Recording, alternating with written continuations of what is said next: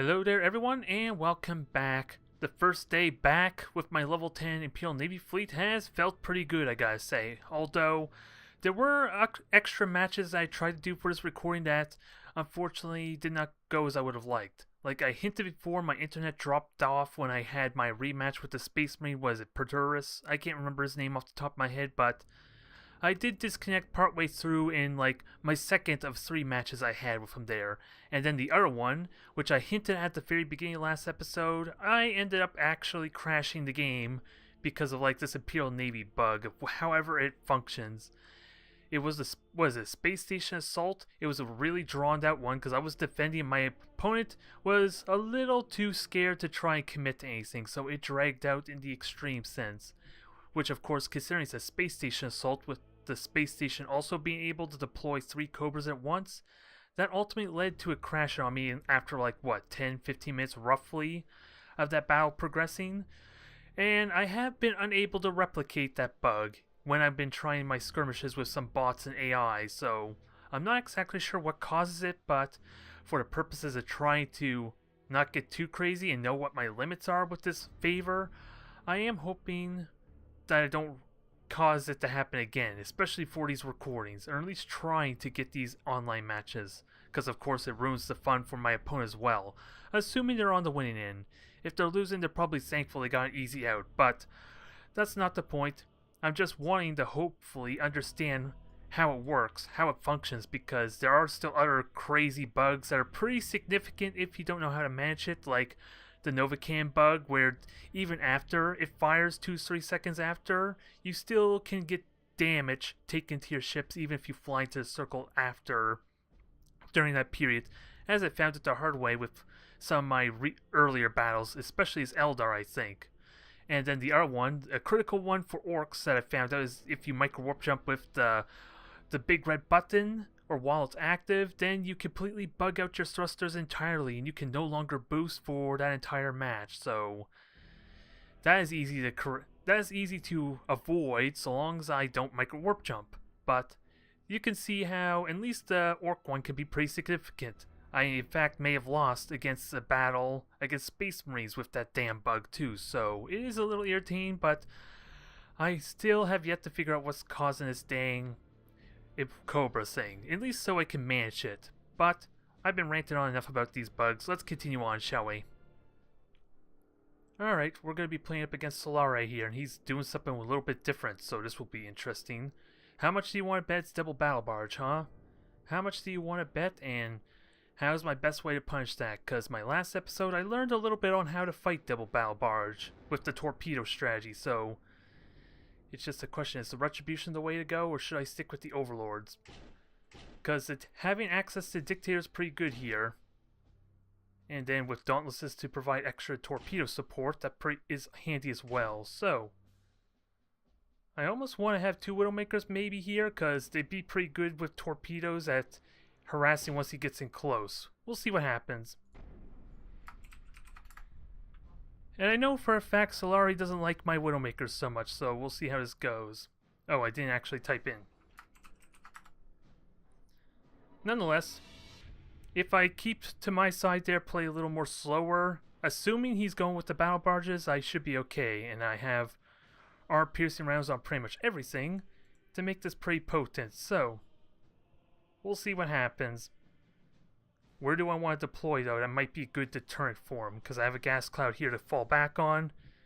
There is debris there to help with some torpedoes, but I feel like that would be more of a hinder me more than actually helps him. That's the only problem about deploying to the left there.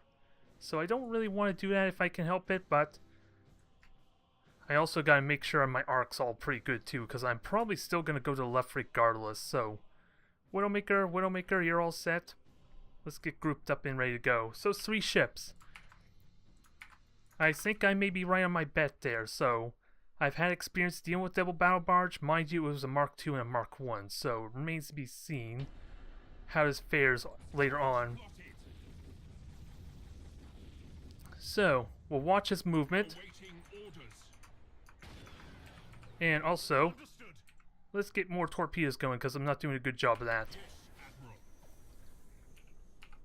And also I know where he's going, so I can more freely go over this way to not worry about the debris getting in the way, at least. So, we'll take our time. I'm kind of forced to take the slow route, and it is double battle barge. That much is certain there, and he does have Stormhawks, which will help a little bit shooting down torpedoes, but with only 2 fighters, I don't think they're going to be extreme on their own. Especially if his frigate starts taking hits as well. And also, I am doing a bad job preparing for these torpedoes, so let's keep this going. And I have reload available, which I didn't utilize, so maximize my power potential. Because he is repairing. So that's a good consolation prize, quite frankly. Also, he missed the he looks like he's doing the Mark 1 and the Mark 2 again there. I wonder why that is. Is it something to do with the point allowance? I'm curious. It suggests one's the lance fairing, the other's the torpedoes, so I may have aimed my torpedoes poorly, but reload will help in that regard regardless. Can I get a couple of hits on the frigate? Nope. Not very effective torpedo hits, but I might still get something anyway. Yep, a couple torpedoes. Just keep on firing. Don't stress at all about this at all. And just keep my Widowmakers ready to kind of contribute and spot. Because they're not really needed. They are not needed in the slice here. Hell, his torpedoes aren't really all that effectively shot, which is kind of funny. Sadly, I don't think I got any torpedo hits either on that thing, so at least on the frigate. Not a big concern just yet. Am I hitting the battleship? Yep, I am. That's all that matters to me, and I can spot this relatively easily. So much so, we're gonna bomb it too. Although, my torpedoes are bugging out on me. Which I do not take kindly either. But this will be a good start. Take the torpedo hits for me, please. And then add a couple bombers to it and you're in trouble. Come on, send your boring torpedoes. You know you want to. And the lances are doing good damage as well. Not permanent damage, not enough damage that I can work with unless I want to send a cobra after it. Which isn't a terrible idea, but I'll hold off on it for now. So here comes the boring torpedoes. So easy answer here is to watch where they're going. And actually, I don't even need to move at all. Let's just get these torpedoes going. Again, watch where these boring torpedoes are going. And I forgot to, again, turn off the auto-engage, so that's a shame. That didn't work out as I would like. I messed it up some. But most of them got shot down. It's all good. I just got a little bit too distracted. And I also, damn it, I don't want to burn retros. But it helps me some. Oh, that's a shame. Sorry. I don't know why you were doing that, but okay. Auto-casting your Thunderhawks like you are. But what kind of damage has we been doing so far? Especially when you're launching. I don't know why you're launching the... Well, I don't know what I'm saying anymore. But let's try and do some damage. Let's prioritize these ships. Well, actually, this is a bombardment can, so this is the priority despite the fact the other one took the damage, so... So shields are back up. We do have auger disruptors, and I can do a lot to mess with that. Am I worried about anything else? Yeah, I kind of am.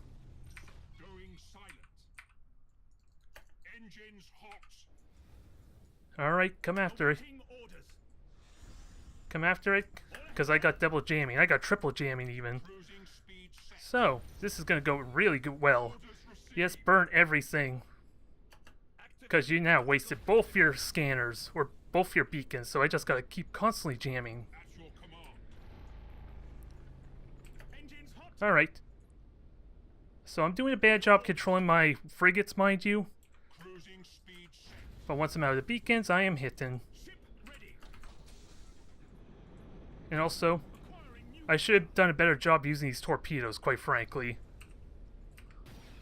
Because I did a bad job of it. Now, do I have one more? Yes, I do. Those were bad torpedo shots, too. But if he wants to hit this thing, not much he can do about it. And he is firing the Dauntless, so this can hide, sort of. Not very well, mind you. And I gotta keep in mind, I almost have nothing left here. So, lots of fires. I got that repaired. Now, let's finish this off. We gotta keep in mind, the one behind me is the big threat because it has the bombardment cans, so... Let's don't get too cocky here. Yeah, unfortunately, it wasn't. I don't think so anyway, but I am hitting the wrong target too. I feel like, again, the one with the bombardment cans is... Oh, let me get my ships all controlled here properly. I'm doing a bad job of it. Nope. So, micro warp jump. Well, that doesn't help you much. Because now I just fire torpedoes on you. That was a bad shot. I think latency may have just hit me there. Because I knew where he was. Now, get the shield transfer going. Get these torpedoes going and just get ready to board. Because, yeah, these bombardment cans are still a pain. Because this is the bigger threat, as I said. I thought I prioritized weapons and I was wrong. So, let's see. The Dictator didn't lose anything essential. Shields are up. I just gotta transfer shields to my best of my ability here.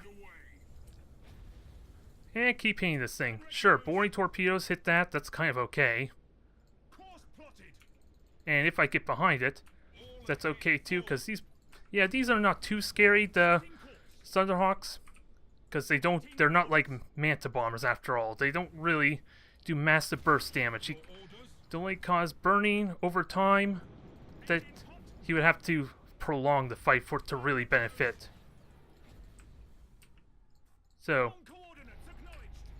now let's hide everything. Try to anyway. Hide ships of value while my stuff gets recharged. So engines are gone here. That's easily corrected. Now fire more torpedoes in his face. And now, let's actually use this thing properly, please. There we go. Yeah, this is over. Maybe it felt a little bit sloppy. It's definitely not my best performance, it feels like. At least my commentaries felt off. So, I got no torpedoes, but I do have these still. And I also have an extra Cobra once the jamming's done. Or these torpedoes could just kill it right now. That's a possibility too. Yep, that is over. And I did lose an Overlord, sadly. Again, the bigger threat rather, was the Mark 1, which unfortunately I didn't get to jump it like I would have, considering the Mark 2 was the one that took all the damage, so it conveniently just worked out that way. Because the Lances don't have the massive critical hit that the bombardment cans do, so... And I mismatched my control a little bit. I feel like I should have been more thorough with my supercharged Void Shield, so... Not my best performance, but it's a win nonetheless. I'm just robbed of my level 10 I would have liked. I would have liked the level 10s on both my Overlords, that way I can immediately switch out, the Navigators to something that's a little more practical for serious combat, I guess. So this is level 10, let me recondition it, and I think I'm going with the Tech Priest. I have Tech Priest on everything else. It makes me susceptible to the Space Marines. We will have to see. Nonetheless, I think with the final upgrade, we'll stick with the power rams for now, add that additional ram damage. Make these things really fearsome, because these technically now, with the power ram, have the health of a battleship. So they're hitting as though they were like 1,200 health ships as far as ramming, so it's going to be brutal. I feel as dangerous as orcs there, at least non-Goth orcs anyway. So it'll be fun to just smash things whenever I feel like it. Whether it's a smart decision, we'll decide when we actually get to that point. But nonetheless, for some reason I decided I had Navigator on you, but that works out fine. It's just a question, what was my 5th upgrade? Just the shield recharge, which I don't think I want. I'm half tempted to give these things armor-piercing rounds as well, as silly as it may seem. Because normally, my opponent like to focus on the biggest, most scariest thing unless they have nothing else to shoot at. So if somehow I can abuse that, that could be useful. Is it the right route to go? I'm not honestly sure, because extra point defense would basically make this a cruiser for the purposes of shooting down torpedoes and bombers. So I'll have fun with it. I'm going to have a little bit of fun with that, although it'll still be a little bit of time before I actually get to put those into full effect, because I still want to get these other two Dauntlesses leveled up, and they have a ways to go, needless to say. So I may not get to enjoy the fruits of my labor just yet. So we got ourselves a rematch against Solare here, and the good news is I know what he's fielding, so I don't really need to rely on the... well, do I really need to rely on the Dictator? I'm kind of tempted just to go brute force with the Retribution finally and a couple of Tyrants. Especially since we have, what, 600 points here, so I am not going to have much in jamming potential there. Not that I'm really going to rely so much on my Silent Run, but I wonder what's the best way to approach this, though, in all honesty. Because I like the raw firepower the Tyrants and the Retribution give me here, but I can also field, what, 4 cruisers, but I won't have any wiggle room for anything else, will I? As far as a Widowmaker now, nope, I can't even get all 4 cruisers, so I think this is the route we're going to go. I have the firepower to just brute force my way through. Since it's a breakthrough, he's not going to have his micro warp chip available at least immediately. I just got to be smart with how I deal with his swarm of torpedoes, though. How's the best way to approach this? Because I don't think I'm going to safely get through the breakthrough really well. I'm not going to get to destroy the beacons as much as I would like. Because that only works really if we're having more like a hit and run, more like faking aggression at extreme range, where Solare is just going to be pointed towards me and probably do nothing else outside of micro warp jump. So if I were to try and do that, then he's just going to keep shooting me. But I have the power for it, and I have the close range brute force, and with him not having a micro warp jump, I just got to manage the torpedoes. That's the main thing. With that said, I do also got to keep in mind what these towers can do in terms of zaps, because they also got zap cannons. They don't have the upgrades, mind you, but I'm very easily going to get stuck in like 3 zap towers, aren't I, if I do this wrong. What's the range like? So yeah, they basically can protect each other, and he's going to deploy in the middle. So is there a way I can force him to me? I like the idea of force him to me a little bit. I just don't know what's the best way to do that, because I have this to help use... I can use this as a deterrent and start weakening down these things. I don't know if this is the right route to go. This seems like a stupid idea, all things considering. Is there a better way? Because I don't like being in the middle in general. But at least this way I can start shooting the beacons and start advancing on the right without him having extra firepower. That's my justification for this. I'm playing more the long game, the long con. This is probably still a bad idea though, but I'm going to try it regardless. Because he's in the gas cloud. I kind of already knew that. We are the Imperial Navy. And I'm safe behind here, so that's going to heavily hinder his torpedo fire some. Your orders? So, just got to be mindful. Because if he reveals me, that's not a big deal. But is there a way I can Yes, Admiral. minimize that damage potential? Cruising speed set. That's all I want to do. Just minimize the damage potential, use my point defense to its greatest strength, and try and do damage to these beacons. Yes, Slowly but surely. Also, Setting Overlord, orders. just keep yourself protected. Because I am going to take some torpedoes. I think it goes without saying. Burn retros. So, can I fire more torpedoes as he makes his way to me? Okay, he's already moving. So that's fine. Now, do I silent run? I think this is the best time to silent run, quite frankly. Understood. This is a horrible idea ultimately, but I could turn... let's see, he's kind of forced to control his torpedoes some too, so... I wonder if I could do this a little bit better. Just a little bit, because here comes the torpedoes now, so... Overlord, you can start turning. Retribution, you can start going. Cruising speed. This is a bit of an awkward tight spread though, but Burn retros. so long as the Widowmaker doesn't get hit. It's kind of handy for spotting. Oh, he sees the Widowmaker too and is shooting it, so doesn't do a whole lot here just yet. At your command. So, Orders received. shock attack all you want. I didn't repair. Engines to maximum. And once I do repair, it's going to negate any of your shock attack shenanigans. So, All ahead full. let the fire begin. Now, I got to be smart with how I do this. Engaging. Because he is separate, he does have time for a micro warp jump still. Helm coordinates acknowledged. And he's locking on, which is kind of fine by me here. Normal functions. Can I maximize my damage potential? Your orders. Burn retros. Maximize the damage potential here, Awaiting orders. and also minimize the torpedoes some. Awaiting orders. Underway. Because this is going to hurt some, but At your command. I could dodge, I could still shoot.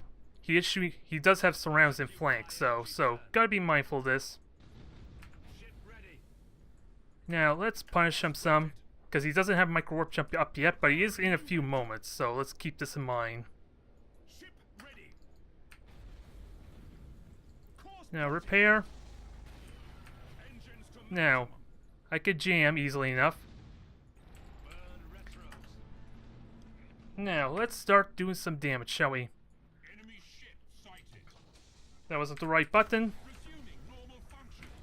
Now, get in there, start damaging. Full. Yes. And that was the wrong button. I was hoping to do more than that. Engines hot. Execute high energy turn. Now, At your command. got the prow hit there. I'm hoping that was the prow hit. Engines to maximum. And just do what damage you can. I was trying to micromanage this thing too much. It's messing up some. And he is micro warp jumping. Alright, start turning. This is why the micro warp jump can be a pain. Which, having more jams is kind of useful here, to some extent. But, Changing course. I'm messing up again. Your orders. I am messing up here. Received. And once my booster's up, I could do more damage. Awaiting orders. Alright. Firing new vector. He's got a brace for impact handy. Setting course. Now, let's give him a hard time. Try to. Activating tactical cogitators. Because we're still in decent shape here. Normal function. I don't think he got the ram he would have liked. I got point blank shot. At your command. Underway. Now, can I rotate and minimize this? Yes, I can, to some extent. I just do need to kill some of these ships to make this really worth it, though. Burn retros. So, start killing them now. They die. That's the plan. That's the hope. And I'm doing a bad job controlling my ships here. Ship ready. Engines So, those torpedoes did not hit very well. His fire result's going to get negate, so... yeah, maybe I was playing too passively here. underway. And his ship's exploding doesn't help very much either. Awaiting orders. Yeah, maybe I should have played more aggressive. It's hard to say, because after all, the micro warp jumps was causing issues, so... having more jamming would make that a lot easier for me, because he just disengages. Pretty straightforward strategy. I tried to play more passively than I probably should have, because I figured this dang thing would be more useful at blocking torpedoes. Because after all, he is getting free extra damage from the sap towers. Oh well. Next time I just abused his inability to use the micro warp jumps if I really want to punish him. I'm just trying to find ways to take full advantage of all the circumstances here. So, I can just try that again there. I have the potential, because we know his strategy is pretty straightforward, nothing exciting, nothing really practical, I don't think. He's just... I can just punish him so well with the torpedoes. Of course, my own placement worked against me there too, because I want to try and negate the sap tower some there. But we won't do that for next time, so it should go better for me without a doubt. And I still would like to get this Overlord's promotion in this level, and the extra ramming potential, especially if he tries to ram me, would be great. And hell, like I said, the Overlords, the jamming potential is really useful, so going with the Overlords would be good. Hell, if I really want to be like everyone else, I can just go Retribution to Overlords and then I have maximum jamming potential. Because I don't need the Dictator as ridiculously much, I don't think. I feel like anyway. We will see. This will be interesting. We're going to be fighting Eldar after God knows how long. We'll see how the playstyle works there with the super aggressive play. Because how much you want to bet that Maktar is using his Maelstrom. So now it begs the question.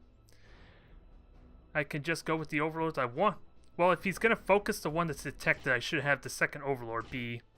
Well, something's bugging out with okay, never mind. Nobody panic. Although the problem is here I don't have the points. So... Does that change things a bit here? A little bit? A little bit there. Because I'm not going to have a lot of long-range firepower. My Retribution is going to be the only source of firepower, so... Maybe we go this way. The Widowmaker be handy. We're going to try more the larger fleet. I could try swarming them, but I want to play test this more since I didn't really get much luxury. Oh, and this is my level 9. Let's fix that. Damn it, I don't want my level 9 to be the flagship. If I can remember to pick this properly, but from what I'm seeing here, there's some kind of latency, which is going to be problematic if this is indicator. So we have the tyrant. What? No, that's a tyrant for crying out loud. Give me my Dictator, damn it. Thank you. So, we do have a Dictator to help deal with the bombers to some extent there. The Pulsars will be reliant on my ability to spread out the damage and shield transfer on top of the supercharged void shields. So, I want to playtest this, but god, the latency is awful. Is this what you're going to be bringing to the party there, Madar? Oh boy, or Maktar. We will see. We will see, but I guess this forces me to play a more passive idle role. Not that I was planning on doing a whole lot there, but it is going to make it difficult for me to move my ships around. Hell, this is a good spot here. It forces them to engage at specific angles a little bit. So this is a pretty useful deterrent. Well, it's great for my flagship to hide behind this, but I still want to shoot torpedoes at him, at least deter them and force them to move around a bit. Especially with short burn torpedoes, I have means to do that to at least some extent. And I have a Widowmaker to just hide here to also, of course, provide vision for the eventual long-range fire. I don't know where's the best spot to put it, mind you. But I don't think it's going to be much of a priority. Not yet, anyway. So, latency did go down a little bit, but we'll see how much that changes, and we'll get ready. We're gonna do a wide torpedo berth here, a ring.